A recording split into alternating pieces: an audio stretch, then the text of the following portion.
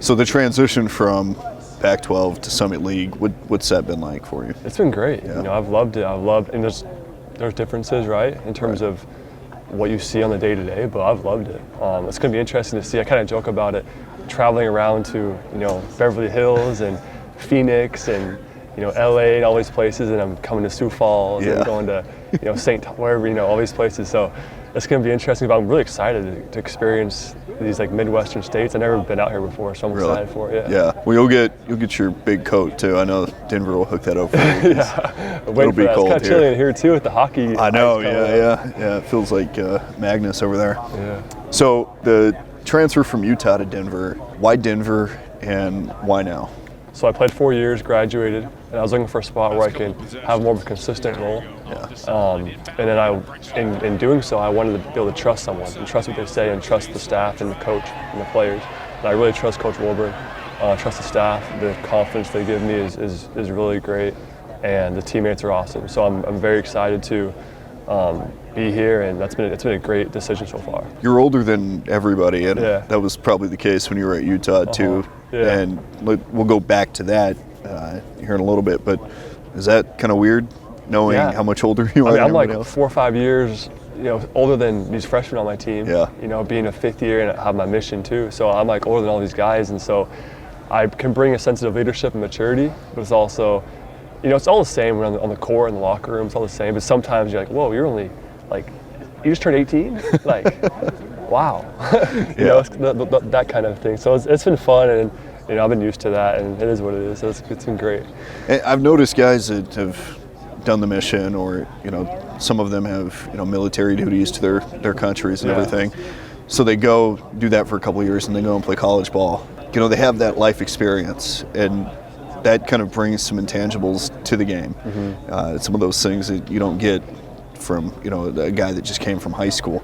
What is it about your experience that maybe has helped in locker rooms or in your interpersonal relationships with people? Yeah. So my experience about mission, I was able to talk to people every day. It's all my whole goal was just to talk to people and invite them to hear the gospel. And so that's translated to basketball. I'm more of a talker now. I'm more of an extrovert. I can speak to people. I can lead my team. I can talk to individuals on the side. I can talk to my coach about game plan, or what am I doing wrong? What am I doing good? How can I improve? So I think it's influenced my just overall personality a lot for the better. So it's been great. Yeah.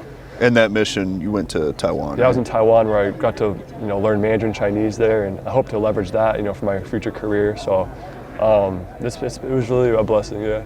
So Mandarin Chinese, I mean that's one of the crazier languages. Yeah. Coming from Western languages that have the letters and everything going into characters. Yeah. I mean, it's almost like reading a football play. Yeah, you know about that. Yeah. Yep. So it was hard. Like when I first got there, I didn't know anything. Couldn't read a menu. I had to have my companion I was with help me read and order food, and then slowly it comes better. And then I studied it in my undergrad, and so I want to. I love it. I love speaking it. So hopefully, can provide some good opportunities for me in the future. Yeah. Could you look at that camera and just say, watch Summit League Network in Mandarin? Yeah, right now? Yeah. 我们今年要看 Summit 联盟，加油. That's awesome. This is a Denver team that maybe hasn't had the success that they've wanted over the past couple of seasons. Where do you see this team this year, and in the practices and in the training camp and everything? From what I've heard, is last year they didn't have a great three-point shooting team. We had brought in a lot of guys that can shoot it, and at a high level have proven it in their past colleges or wherever they came from. So I'm really excited to see our shooting abilities improve, and that'll open up, especially our point guard, one of the best players in the conference, Tommy Bruder. He can get to that paint, he can make plays, and that'll open it up for him, as well as he will help others get shots too. So I think that will be a big key in us improving from last year.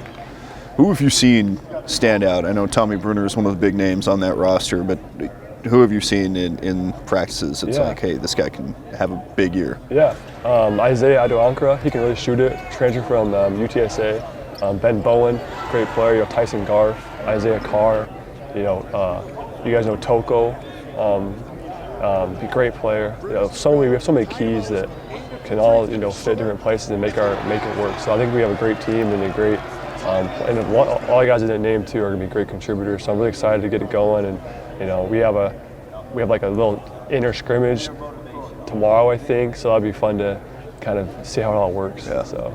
And then we're just a few weeks away from the start of the season. And then we got our secret scrimmages, and then we got we're playing on TV. So yeah, there's a different energy that comes with basketball season is right around the corner.